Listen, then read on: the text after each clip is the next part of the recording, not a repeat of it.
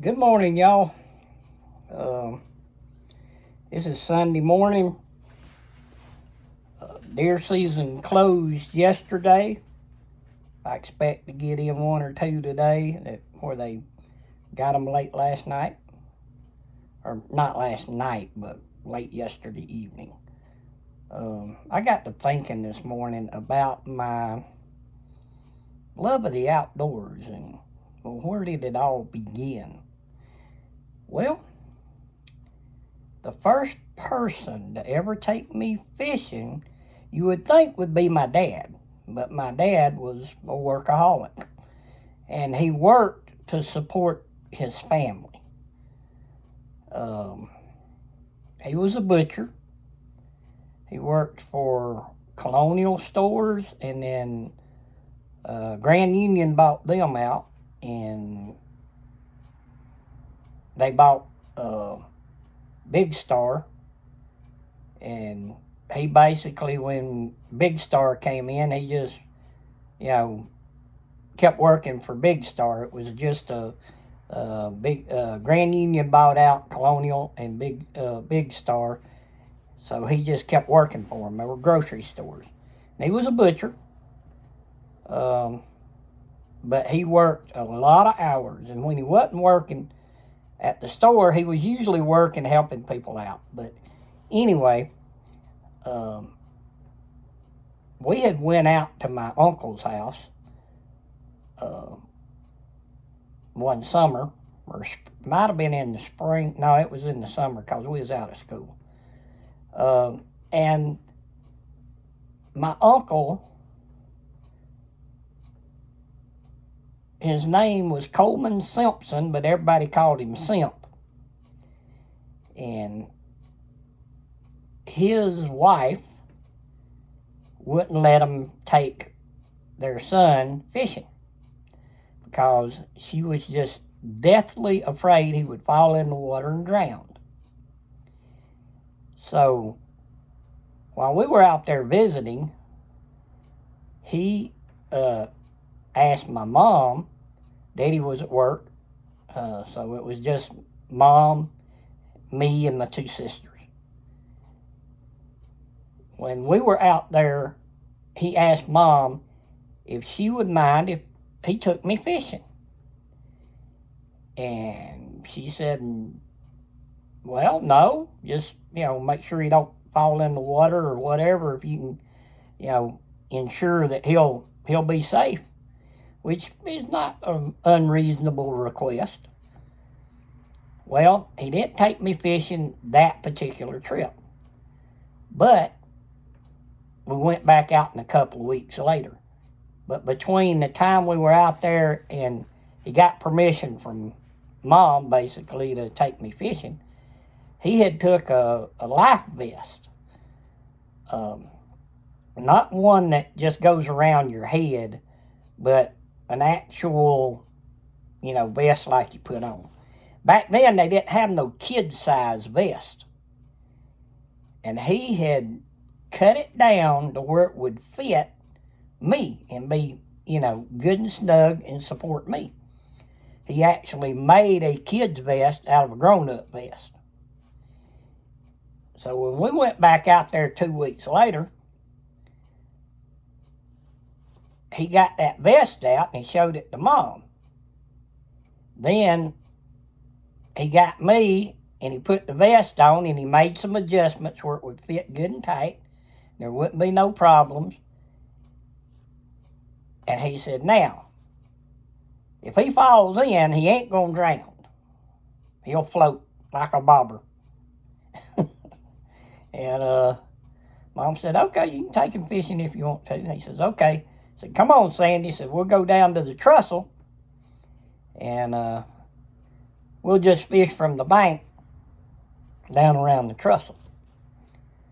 So me and him, we took off down there. And I can't remember what Sonny was doing. That was his son.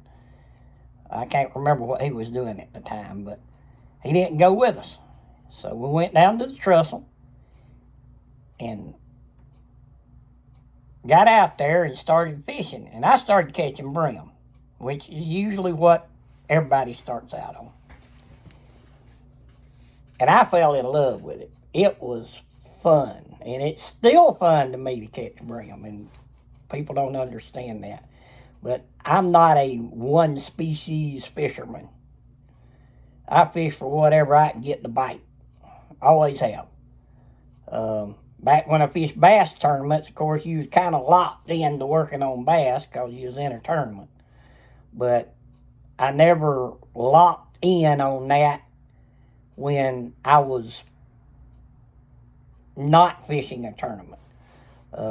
I'd still try to catch bass, pull up on a new area I hadn't ever fished and just check to see if there was any there. So if I fished the lake again in a tournament, I'd have an area I could go to where I had caught fish before. Well, we got down there and we fished, and we was only going to be gone about 2 hours. We wound up being gone 6 hours because I didn't want to leave.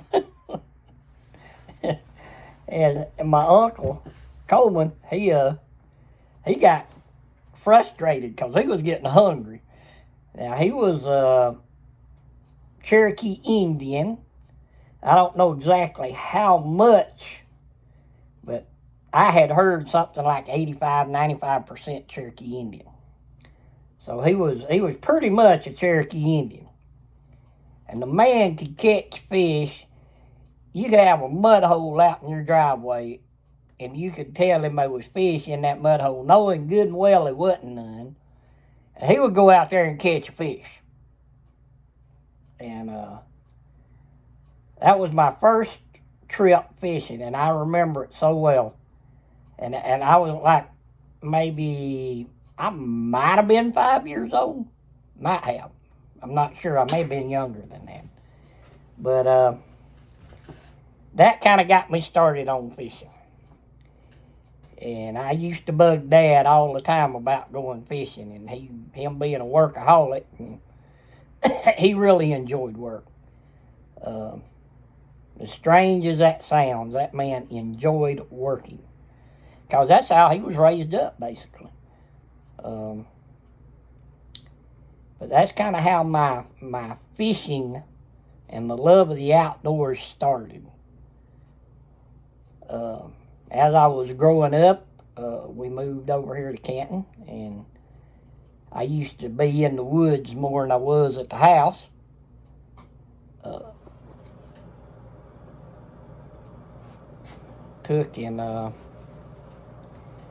Let's see, what else was it? Turn this thing off. But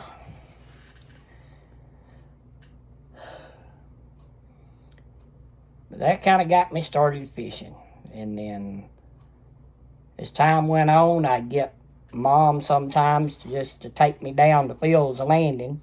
If she was going somewhere, like going grocery shopping or something like that, I'd get her to drop me off at Phil's Landing. And I would fish while she went grocery shopping. She'd get the groceries, take them back home, get them put up, and then she'd come back down there and get me. So that's kind of where my love of Phil's Landing wound up. I remember back in the 70s when there were boathouses down there.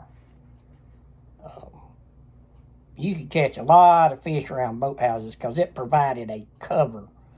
There's plenty of structure in Altoona, but there's not any cover. Like you got other lakes like Guntersville, Weiss. Guntersville got milfoil, stuff like that the bass can burrow up in. Lake Weiss has this aquatic type grass stuff. I'm not exactly sure what it's called. And other lakes, Eufaula has lily pads in it. So, they've got cover, and cover will hold more fish than structure will because they can get up under it, and they look out. They back up under it where it's shady, and they can see out from under the shade into the light, so when bait fish come by, they can run out there and grab them. That's kind of, if you really want to understand what I'm saying, when it gets nighttime, or actually, you can you can start in daylight. Go out in front of your house and look at your house and see what you can see inside the windows. Don't walk up and, look like this. Stand back and see what you can see inside your house. Can you see your kids, your wife, friends, whatever inside the house? If it's a bright sunny day, you probably can't.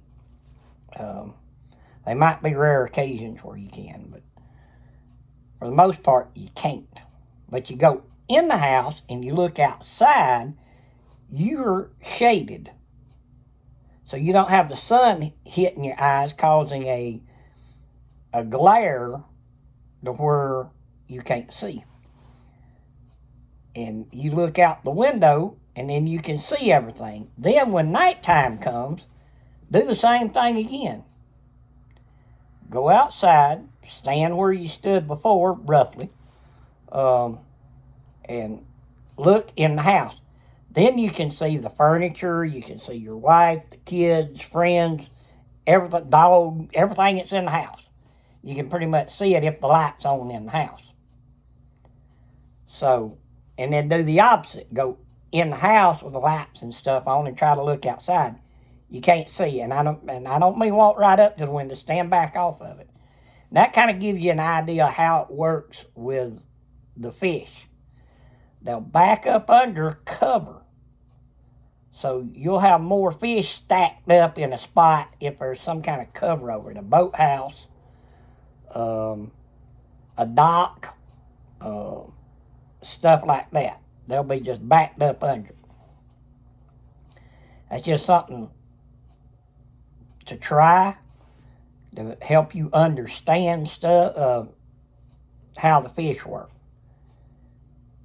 Once I started understanding these things, and I did a lot of research on my own. It's back before the internet.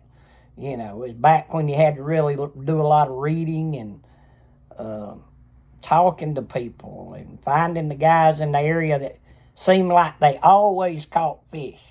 And don't be afraid to talk to them. Some of them might, not want to tell you anything. A lot of people like that. They won't tell you, where they were fishing at because they don't want to give up their spots. But if you just ask them, well, what was you fishing with? Don't ask them where their spots are at. Just say, well, what were they biting today? Crankbaits, spinnerbaits, live bait. What kind of live bait?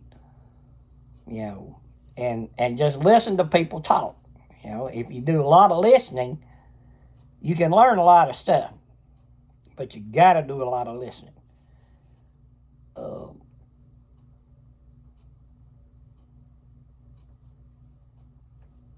That's crucial, is doing a lot of listening. As soon as the water comes back up, we're going to get back down on Phil's Landing and see if we can get into some crappie. I'm due a real good year for crappie. This cold front, I got a feeling, is gonna, if that water gets cold enough to do a shad kill, and then that water warms up, there's gonna be a tremendous bite going on. Because they're not gonna have the food supply because all the shad died off. Now the catfish, they'll have a heyday with the shad. It kind of messes catfishing up a little bit until all the dead shad are cleaned up. And that's mostly going to be your channel cats and your flatheads that work on that. Blue cats in general, they'll eat them. But in the past, I've seen where the blue cats are more for the almost dead bait, and they'll eat cut bait virtually any kind of fish as far as cut bait goes.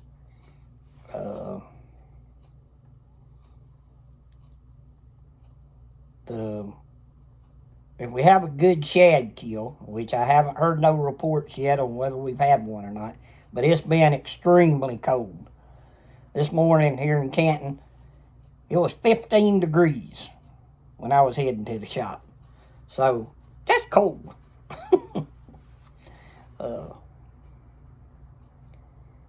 So I don't know what the lake temperature is. We didn't get the snow and stuff that some areas in Georgia got. So I don't think it's going to cool the water down too much. Usually what cools the water down is when we have a cold rain. Say it's in the mid to upper 30s and we get a heavy rain come in. Then all that rainwater washes into the lake and it cools the lake down.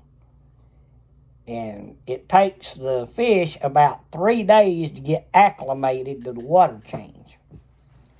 So a lot of times they don't get very aggressive biting when it's cooling down. Once it starts warming up, then they get real aggressive. If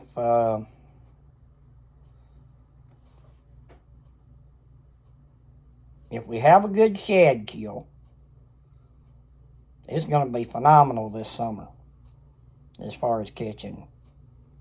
You can catch spots, largemouth. I don't know if they've restocked the lake again with largemouth, but several years ago they had put in a bunch of largemouth, and there's some good quality largemouth in Altoona. Most of what people catch are the spots. Those are very aggressive fish. They'll hit just about anything. The white bass, they usually do pretty good. Hybrids and stripers, they usually stock them every year. There's some guys that'll go out and just strictly fish for them. That's all they fish for. Guys that strictly fish for bass. Guys that just catfish. And everybody's got their own thing, you know. And I can understand why you would focus on one kind of fish, because you can get good equipment and all your equipment is geared toward that species of fish. But when you try to fish for a lot of different stuff, like I like to trout fish, and every now and then I'll run up and trout fish. Hadn't been in a couple of years, but a buddy of mine invited me to go up and trout fish, so I'm going to try to squeeze in a trout fishing trip. We'll see how that goes. Trying to get a little content put together. Stuff that y'all might be interested in. If y'all have anything you want me to talk about, you got any questions and answers you want done, I'll see what I can do about answering them. I try to stay on top of what's going on with in the hunting world, because I love to hunt. It's hog season now. There's a lot of people out there hunting hogs. They're a great species to hunt. They're a nuisance to everybody. That's one reason they're a great species to hunt. You don't usually have any problems getting people to let you hunt hogs if they've got a big field or a big piece of property that they'll let you get on.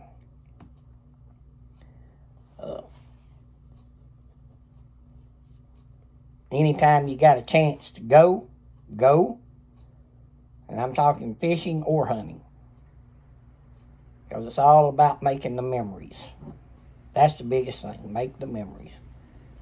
Try to go with somebody. Right now here in Georgia, it's really cold and the wind's blowing. I think right now they're saying that the feel-like temperature is around 2 degrees. So that makes it a little bit tough.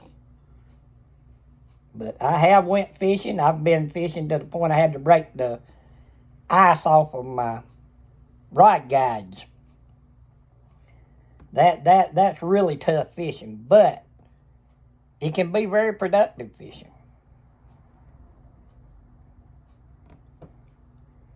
This might not be the best video in the world, but you know, it's something. Hopefully it's information that you can kind of understand why I love the outdoors, hunting, fishing. Used to do a lot of hiking and camping. I don't get out and do that a whole lot anymore. Well, not at all now. Mostly because it's just tough for me to go do that. But I'm hoping that we'll have a good summer, catch a lot of fish, put a lot of content out here, like and share.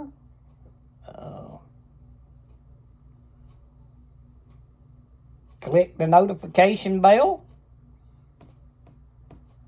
subscribe, and we'll see if we can get this thing kicked off and doing good. If we get this kicked off and doing good, I can get out and do more. But so far, I haven't heard from anybody that's got any cows they want done. My business is meat processing, so very small operation. I can usually fit somebody in pretty quickly, right? Especially now that deer season's over. So if you got a cow you need done, you got a domestic hog, you go hog hunting, I can do them. You got some goats or sheep you need done, I can do them. Just, give me a call. I'll be in and out during the summer. I won't have specific hours, but I'll check the answering machine every chance I get, and if you leave me a message, I'll get back to you as quick as I can. Might take a fishing trip somewhere, so it might be a day or two, so y'all just bear with me. But the name of my business is Sandy's Outdoor Enterprise. I basically called it that because I was just going to do deer processing. And I wanted to get to where I could do wild hogs. I started checking into it, and it took me about 15 years to get certified through Georgia Ag to do wild hogs. And then I found out since I was certified, I could do cows and sheep and all that stuff. So that helped. I really wish that would pick up more during the summer. But last year I didn't do any cows at all, which that wasn't real good, but we made it. It was tough, but we made it. I owe a lot of friends a lot of stuff. And we're just taking it a day at a time. We're thanking the Lord for every day. And that's something I recommend to everybody. When you wake up in the morning and you look up, you sit up on the side of the bed and thank God He give you another day. Because you never know when that's going to happen. He knows, but you don't know. So y'all do that.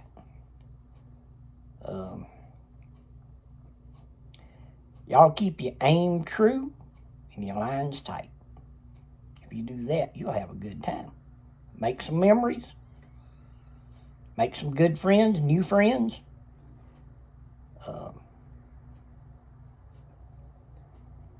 My company name is Sandy's Outdoor Enterprise. The address is 8896 Knox Bridge Highway in Canton, Georgia, 30114. The shop number is 770-479-4588. And remember our motto, you kill 'em, we chill 'em. Oh, me. Y'all have a good one, and we'll see you next time.